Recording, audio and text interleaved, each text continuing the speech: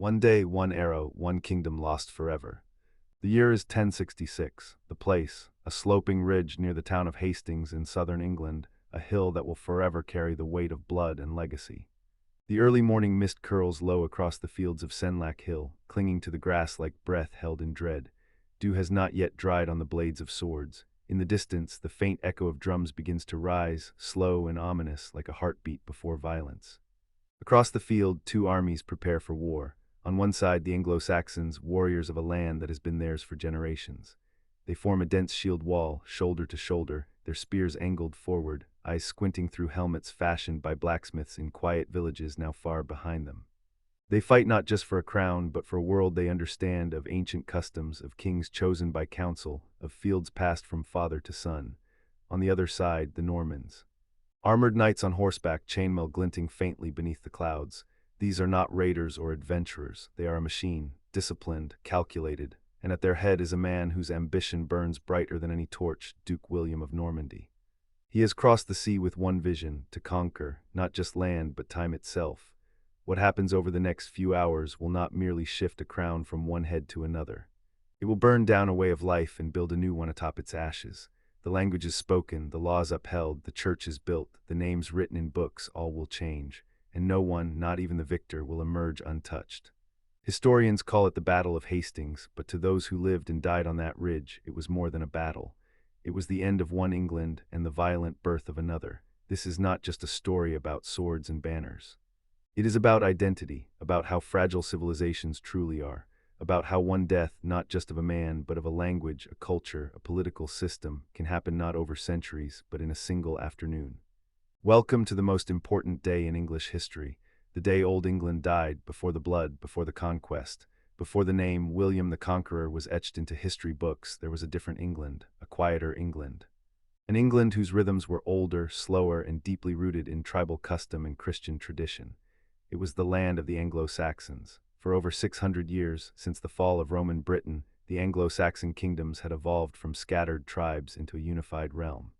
By the early 11th century, England was a kingdom of laws and charters, of kings and councils, of cathedrals and carved stone crosses. Though often romanticized today, Anglo-Saxon England was not idyllic. It faced frequent Viking raids, internal power struggles, and bouts of famine. Yet it was a functioning, vibrant society, guided not by brute tyranny but by a council known as the Witan, an assembly of nobles, bishops, and elder statesmen who advised the king and, in times of succession, even chose him. Its last ruler before the fateful year of 1066 was Edward the Confessor, a deeply religious man with a reputation for piety and political patience. He had no sons, no heirs. But his reign was marked by relative peace and grand projects, including the rebuilding of Westminster Abbey, a towering stone cathedral that would later host coronations for centuries. Under Edward, English law was recorded in writing, trade expanded, and a sense of national identity, fragile though it was, began to coalesce. The Anglo-Saxons spoke a language known as Old English, a robust, earthy tongue filled with words like wif for woman, signing for king, and gifu for gift. Their culture blended Germanic tribal roots with the growing influence of Christianity. Their poems told of fate and heroism, their churches hummed with Latin chants. Their kings wore simple crowns, their nobility held local power, and their peasantry, though bound to land, lived by rules they understood, in communities that had existed for generations. But beneath this seemingly solid order was a dangerous void, succession. Edward the Confessor had no clear heir, and in a monarchy that blended bloodlines with political appointment, this opened the door to chaos. Promises were made. Oaths were sworn, claims were whispered across borders. To the people of England in early 1066, there was no hint that their entire world would soon be overturned. They tended their farms, prayed in their churches, debated law in the shire courts. They had no idea that by year's end, their language would be relegated to the servants' quarters, their nobility replaced by foreigners, and their world rewritten in a tongue they did not speak. Anglo-Saxon England was not perfect, but it was theirs, built by generations, governed by custom, and blessed by belief. What was about to arrive from across the Channel was not just a new king, it was a storm, a Norman storm. And when it passed, nothing, not their laws, their churches, their families, or their names, would ever be the same. It always begins with a death. On January 5, 1066, King Edward the Confessor lay on his deathbed. The flickering candlelight of Westminster Abbey cast long shadows on the stone walls as prayers whispered in Latin filled the room. Around him stood the most powerful men in England, earls, bishops, nobles, their faces stoic, but their thoughts burning. They were not only witnessing the death of a king, they were watching the beginning of something far more dangerous, a kingdom without a clear successor. Edward had ruled for 24 years, and in all that time, he had never produced an heir. No sons, no daughters, only the uneasy silence of unanswered questions. Who would wear the crown when the saintly king was gone? And here lies the tragedy. He had promised too many things to too many men. To the Anglo-Saxons, Edward was theirs. His closest advisor and brother-in-law, Harold Godwinson, was the most powerful nobleman in the land. He had been at Edward's side for years, commanding armies, settling disputes, representing the crown. In many ways, Harold already acted like a king, and on Edward's deathbed, he was allegedly named as the king's chosen successor. But in Normandy, across the Channel, Duke William was waiting. Years earlier, according to Norman sources, Edward had promised the crown to William, his distant cousin, during a visit. And even worse, Harold himself had once traveled to Normandy and, under pressure or manipulation, swore a holy oath to support William's claim to the English throne. That oath, sworn upon sacred relics, would become the heart of William's justification for war. But the crisis didn't end there. In the cold lands of Norway, Harald Hardrada, the legendary Viking king and warrior, also claimed the throne of England. His right came through an even older promise, an agreement between earlier kings that, upon the extinction of certain lines, Norway could inherit the crown. So there it was, 3 men, 1 throne, Harold Godwinson. English native, trusted by the nobility, proclaimed king by the Witan on January 6, one day after Edward's death. William of Normandy, foreign, ambitious, yet armed with papal backing and an army of knights forged by fire and steel. Harold Hardrada of Norway, a thunderous force from the north, whose ancestors once ruled York, seeking to reclaim glory through battle. England was now not a peaceful kingdom, but a stage where fate, ambition, and betrayal were about to collide in the bloodiest of dramas. But let us pause here and reflect. The chaos that followed Edward's death was not inevitable. It was the product of promises made in whispers, oaths sworn under pressure, and a political system that blended tradition with personal ambition. There was no fixed law of succession. The Witan could choose, the king could name, bloodlines could be claimed or challenged. It was a dance of power, and now, with the king gone, that dance turned into a knife fight. Harold, crowned hastily in Westminster Abbey, tried to secure the realm. He was capable, popular, and English, but he was also surrounded by enemies. To the north, the Vikings, to the south, the Normans, and from within, doubt. Doubt that his claim would hold, doubt that God would favor him. The year 1066 had barely begun, but already England was teetering on the edge of civil war, foreign invasion, and divine judgment. It was no longer a matter of if war would come, but from which direction it would arrive first. Edward's death may have been peaceful, but the silence he left behind would soon be shattered by the roar of war. While Harold Godwinson tightened his grip on the newly won English crown, far to the north, the sound of war drums had already begun. England's enemies would not wait. And the first to strike would come not from Normandy, but from Norway. In late summer of 1066, a fleet of over 300 Viking longships sliced through the North Sea, their sails filled with cold wind and the breath of ambition. At their helm stood Harold Hardrada, the aging but battle-hardened king of Norway. At his side, a most unexpected ally, Tostig Godwinson, Harold's own brother, exiled and vengeful, desperate to reclaim the earldom of Northumbria and see his brother fall. It was a coalition of blood and betrayal. Harold Hardrada was no mere claimant, he was a warrior legend. A man who had fought across Europe, who had commanded the famed Varangian Guard in Byzantium, and who had tasted victory and exile more times than most men lived to see. He believed, perhaps fanatically, that England was his by right, but even more, he wanted it for glory, to carve his name into the island just as his Viking ancestors had done centuries before.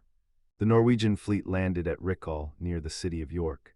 They moved swiftly, smashing English resistance at the Battle of Fulford on September 20. The defenders, Earl Edwin and Earl Morcar, were outmaneuvered and crushed. York surrendered within days. It was the perfect moment. The north had fallen. Harold, crowned king barely 9 months earlier, was in the south, far from the chaos. No one expected him to act quickly. No one expected him to come.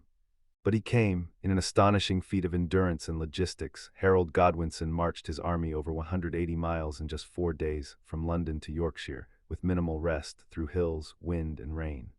No medieval king had ever moved an army so far, so fast. And what awaited Harold Hardrada and Tostig at Stamford Bridge on September 25, 1066, was a reckoning.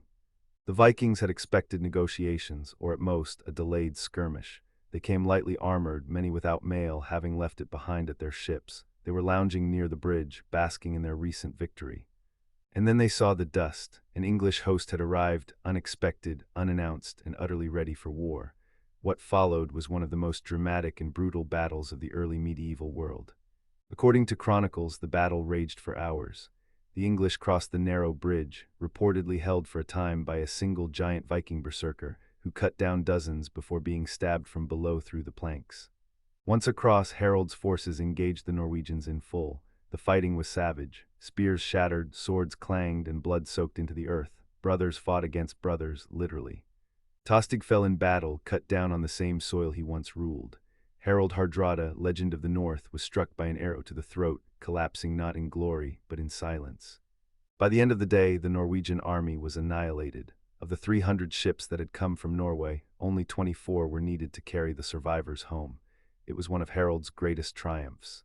A decisive, impossible victory forged by speed, strategy, and sheer will. He had saved the North, secured his throne, and proved himself every bit a king. But fate, as always, has a twisted sense of timing. Even as the smoke from Stamford Bridge still lingered in the air, messengers arrived, breathless and wide-eyed, bearing a new, darker message. William of Normandy had landed. He had crossed the Channel with an army of knights, archers, and papal blessing. He had stepped ashore at Pevensey, claiming not just the throne, but divine right. Harold had just won a war, now he would have to fight another, and this time he would march south again, exhausted, bloodied. With a fraction of the time and no second chance, the Battle of Stamford Bridge was a victory, but history, cruelly, would remember it only as the prelude to something greater and far more fatal. October 14, 1066. The sun rose slowly over the English countryside, painting the fields of Senlac Hill in soft gold, a deceptive calm before the slaughter to come. In the distance, the rustle of armor, the snorting of horses, the hush of thousands of men preparing to kill. King Harold Godwinson stood with his men atop the hill, tired, bruised, but resolute. It had been less than 3 weeks since the battle at Stamford Bridge.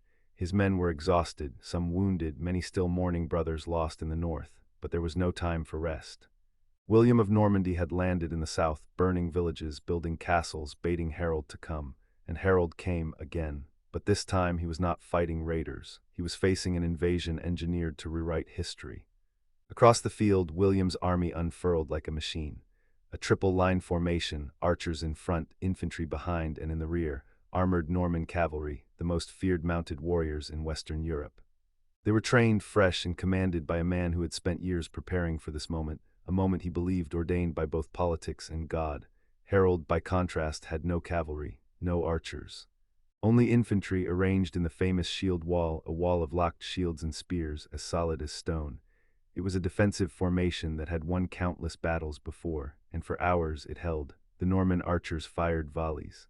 The shield wall absorbed them. William sent his infantry uphill. They were pushed back, slipping on grass soaked with blood. Again and again, Norman knights charged, and again they were repelled by the iron line of English shields and axes.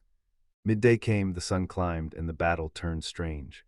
At one point, a rumor spread that William had been killed. Norman morale faltered. Soldiers began to retreat, but William, still alive, tore off his helmet, rode through his men, and shouted that he lived. With this act, he rallied them and perhaps inspired his most brutal tactic. Now came the turning point. The Normans began to feign retreat, a trick. They turned and ran downhill as if fleeing. The English, seeing what looked like a rout, broke formation and gave chase, abandoning the shield wall. And once they were scattered, the Norman cavalry wheeled around and slaughtered them. This happened again and again. With every feigned retreat, more of Harold's men died. The great wall that had protected England for generations crumbled. And then the arrow. No one knows whose hand loosed it. But one arrow in one moment struck Harold Godwinson in the eye. It pierced through bone, through vision, through fate itself. According to the Bayeux Tapestry, Harold fell amidst a sea of dead. Others say he was hacked to pieces by Norman swords. Either way, England's last Anglo-Saxon king died on that hill, surrounded by blood and silence. The battle was over, but not the killing. Norman forces pursued the fleeing English deep into the woods. Survivors were cut down. The road to London lay open. William would march unopposed to claim the throne. By Christmas Day, he would be crowned King of England, in the very abbey Harold had walked only months before. But at what cost? The field at Hastings was soaked not only with the blood of warriors, but with the blood of a world lost.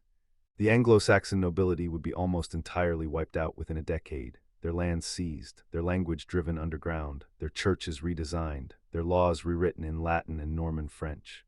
A single day, one arrow, one slip in formation, one cruel twist of luck, and 6 centuries of English tradition were swept away. The shield wall was broken, but more than that. The memory of a people, a culture, and a language began to fade slowly, silently. History would call it conquest, but for those who stood on that hill, it was obliteration. October 15, 1066. The field at Hastings still reeked of blood. The cries of the wounded faded into moans, and the crows began to gather. Harold Godwinson was dead. His brothers were dead. His army, once the backbone of Anglo-Saxon resistance, lay in splintered ruin across Senlac Hill. But the real conquest, the true breaking of England, was only just beginning. William of Normandy did not march straight to London. No, he was a conqueror, but a careful one. He understood that military victory meant nothing if the kingdom beneath him refused to bow. So he moved methodically, burning villages, destroying strongholds, and sending a message that no rebellion would be tolerated. In the weeks that followed, William's army carved a fiery path through the English countryside. Towns that resisted were torched, nobles who hesitated were beheaded. As William approached London, the city, frightened, leaderless, and starved of allies, surrendered. There was no one left with the power to stop him. On Christmas Day, 1066, in the newly built Westminster Abbey, William the Bastard was crowned William the Conqueror, King of England. The same abbey Edward the Confessor had built, the same altar where Harold had sworn his oaths. The irony was cold, the symbolism devastating, but make no mistake, William was not content with a crown. He wanted control. Within months, the machinery of transformation began. He seized the lands of the Anglo-Saxon aristocracy, over 4,000 estates, and redistributed them to his Norman followers. Within a single generation, over 90% of England's land was held by foreigners. The old nobility was gone, entire family lines erased, not exiled, not negotiated, erased. To prevent rebellion, William built castles, dozens of them, like teeth embedded in English soil. Motte and Bailey fortresses sprung up in key towns, London, York, Winchester, Exeter. They were not just military structures, they were psychological weapons, foreign, towering, impossible to ignore. A reminder that a new power had come, and it watched from above. But perhaps more insidious than the swords and the stone was language. French, specifically Norman French, became the language of law, of court, of nobility. Old English was pushed into the shadows, spoken only by the poor, the peasantry, the conquered. It would take centuries before English re-emerged, reshaped and scarred by its collision with French. Imagine. Within a year, if you wanted justice, land, or even to plead your case before the king, you had to speak the language of the invader, and William was thorough. In 1086, he ordered the creation of the Domesday Book, a massive, unprecedented survey of every village, field, mill, and head of livestock in England. It was a feat of terrifying administrative power. Nothing escaped its ledger. It was not a census. It was a statement, I own this, all of it, but William's brutality went beyond policy. In the north, rebellion still stirred, small, desperate, but fierce. In response, William launched what is now known as the Harrying of the North, 1069-1070. Villages were razed, crops burned. Thousands of civilians starved to death in winter. Some accounts speak of corpses piling in roads, of wolves roaming freely through abandoned towns. It was genocide in everything but name. Why so cruel? Because William understood one truth: you don't just kill an army, you kill the memory of what came before. You make rebellion unthinkable, not because you suppress it, but because you erase the world in which it once made sense. By the end of the decade, England no longer looked like England. Its nobles spoke French, its churches bore Norman arches, its people tilled lands they no longer owned, its laws bowed to a king they didn't choose. And its stories, the tales of Beowulf, of Saxon heroes, of English kings, were fading from parchment and from memory. William the Conqueror had done more than win a battle. He had conquered time itself. He split history in half. There was before Hastings and there was after, and those who lived through it knew they had not just been defeated, they had been rewritten. There's a kind of conquest more dangerous than swords. It happened slowly, not with fire but with parchment, not with blood but with language, and after the armies had gone home and the ashes cooled, this was the war England truly lost, the war for its identity. William had won the throne. He had burned the north, silenced the nobles, and placed his loyalists in castles across the land. But brute power fades, he knew it. If his dynasty was to endure, the transformation had to go deeper, into the very DNA of English life. So the Normans didn't just occupy England, they rewrote it from the inside out. Language, the softest, sharpest blade. Before the conquest, the English spoke Old English, a rich, earthy Germanic tongue. The kind of language where the word for king was signing and the word for home was ham. It was a language of the land, of fields, beasts, and kinship. It was the voice of the people. After the conquest, that voice was pushed aside. The ruling class, barons, judges, clerks, priests, all spoke Norman French, and so the language of power changed. A sheep in the field was still a sheep to the farmer, but when it reached the lord's plate, it became mutton. The English butcher raised the cow, but the Norman dined on beef. Two words for everything, one common, one elite, one Anglo-Saxon, one French. Over time, English absorbed the French, but it never forgot the trauma. That's why English today has so many duplicate terms, so many contradictions, so many strange shadows in its grammar. It is a language born from conquest, and its very syntax tells the story of domination and survival. Law and governance, the reprogramming of order. The Normans didn't just replace the noble class, they rewired the entire legal and feudal system. Where Anglo-Saxon England had relied on local assemblies like folkmoots, shires, and the witan, the Normans imposed centralized feudalism. Land was no longer held by right of blood or clan, it was held of the king as a feudal grant. Every noble became a vassal, every estate a contract in loyalty and service. This was more than a shift in ownership, it was a shift in thinking. Land became conditional, power became vertical. The king was no longer first among equals, he was the source of all legitimacy. William's greatest instrument of control was the Doomsday Book, a survey so complete, it catalogued not only land but oxen, plows, slaves, and mills. It was said not one acre escaped. Imagine.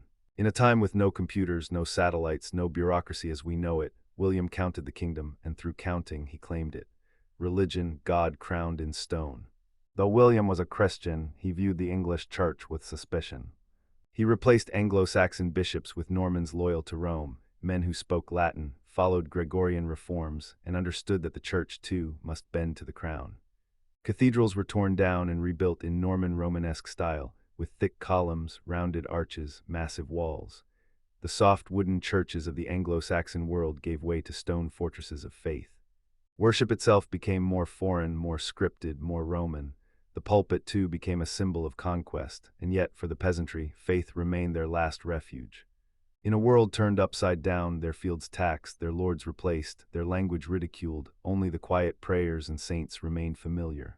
Architecture, the new face of power. Travel through England today and you'll still see them. The castles, some stand in ruin, others remain in stone perfection. But each one tells the same story, you are being watched. The Motte and Bailey design, a wooden or stone keep on a raised earthwork surrounded by a courtyard, was not just a defensive innovation. It was psychological domination. Built high on hills, near river bends, or in the heart of cities, these castles cut through skylines like foreign teeth embedded in native skin. No Anglo-Saxon king ever needed such architecture. But William did. His England would not trust, it would obey. By the end of William's reign in 1087, the conquest was no longer a campaign. It was a reality. It lived in the courts, in the churches, in the taxes. In the silence of servants who had once been lords. In the mouths of children raised speaking a broken blend of English and French, not knowing that their accent was born of invasion. William had turned England into a mirror of Normandy, but not a perfect one. The scars still showed, some would heal, some never would. And in those scars, a new England was forming, not Anglo-Saxon, not Norman, but something in between. Something raw, contradictory, complex, something modern. History is a story we tell in past tense, but behind every event that did happen, there are countless versions that never did. Roads not taken, arrows not fired. Walls that held a little longer, and among them one question lingers quietly. What if Harold Godwinson had won? What if, on October 14, 1066, the English shield wall had held through the final charge? What if Harold had not stepped forward into the path of a stray arrow? What if William of Normandy had fallen on the field instead and been buried as a failed invader? It almost happened. The early hours of the battle belonged to the English. The Normans had faltered, William had to rally his troops, and the shield wall, forged by tradition, grit, and loyalty, had repelled wave after wave of archers and cavalry. Victory was not impossible, it was close enough to taste. Had Harold survived and triumphed that day, the course of English and even European history would have changed, because 1066 was not just a battle, it was a fracture. It was the event that turned England from a Germanic kingdom into a Latin feudal monarchy. Without William, that transformation might never have occurred. The language of England would have evolved along a different path. No French lords. No Norman courts, perhaps Shakespeare's English, the language that shaped half the world, would never have existed in its familiar form. The English legal system, so deeply intertwined with feudal principles brought from Normandy, would have remained rooted in Anglo-Saxon precedent. The Doomsday Book would never have been written. The castles that now tower across the landscape might not have been built. The architecture, the law, the language, all of it different, and beyond England's shores the ripples would have grown. A stronger Anglo-Saxon kingdom might have expanded into Wales or held firmer against the Scots. It might never have joined the Crusades with such force. It might never have developed the same imperial appetite. The empire that would one day span continents may never have formed in the same way. But perhaps the most profound change would have been emotional. Without the trauma of conquest, England might have kept its older memory intact, the memory of kinship, oral law, and tribal governance. The memory of heroes who were not buried under a foreign tongue. A herald victory might have preserved an England that was smaller, simpler, but unmistakably its own. Of course, we will never know, because that arrow flew. Because the shield wall broke, because the man who might have stood for an older England fell, and William rose in his place. What we live in now is the world after Hastings. But sometimes, late at night, when the wind moves through the grass of Senlac Hill, you can almost hear the sound of boots that never marched, of voices that were never silenced. And in that silence lives a different England, not real, but not forgotten. Some dates pass unnoticed, others echo for centuries. In England, one number does not fade. One number is carved into every textbook, every mind, every stone of memory. Ask a child in England when their country changed forever, they will say it. Ask a historian when medieval Europe began to reshape, they will say it. Ask the land itself, and it will answer in ruins, in roads, in names. It is not remembered because of the death toll. It is remembered because it was the day continuity broke. Before Hastings, England was a kingdom shaped by its own hands, imperfect, yes, but familiar to those who lived in it. It had its own kings, its own customs, its own voice, a voice that echoed through fields, churches, and courts built slowly across 6 centuries. After Hastings, that voice changed. It was not silenced. But it was no longer the only one speaking. William's victory brought more than a new ruler. It brought a new vocabulary, a new architecture of stone and law, a new way of ruling from the top down, and perhaps most powerfully, a new myth.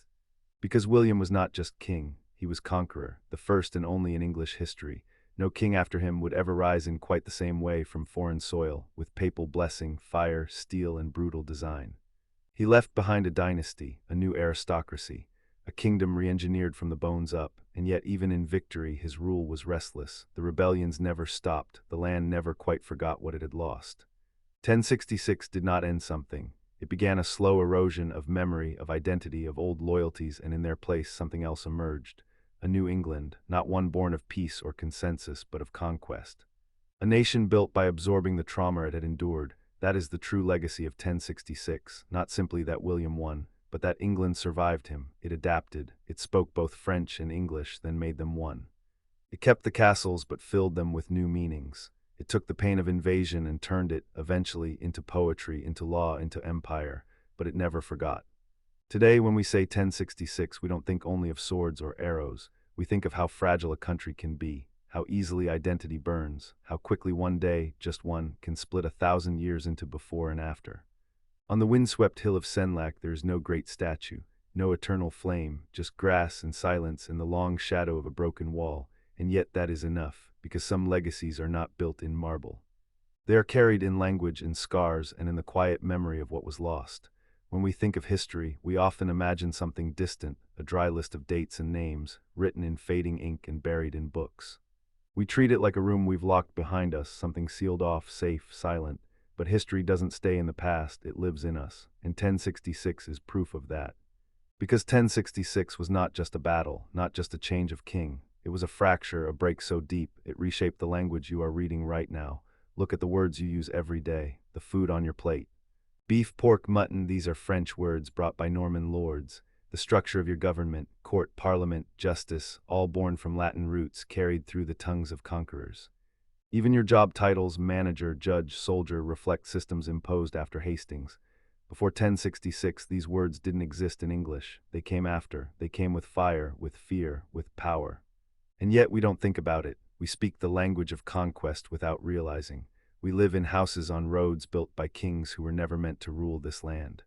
We follow laws written in legal French long after the sword fell silent. But it's not just words, it's identity. Had Harold won, we might still speak a tongue closer to German. Our cathedrals might still be carved of wood. Our courts might be governed by folk law, not royal decree. There might have been no Shakespeare, no empire, no British Navy as we know it, no Great Britain even. That is the reach of one day, one arrow, one broken shield wall. One death not just of a man, but of a memory, a model, a world. And yet England did not die, it transformed.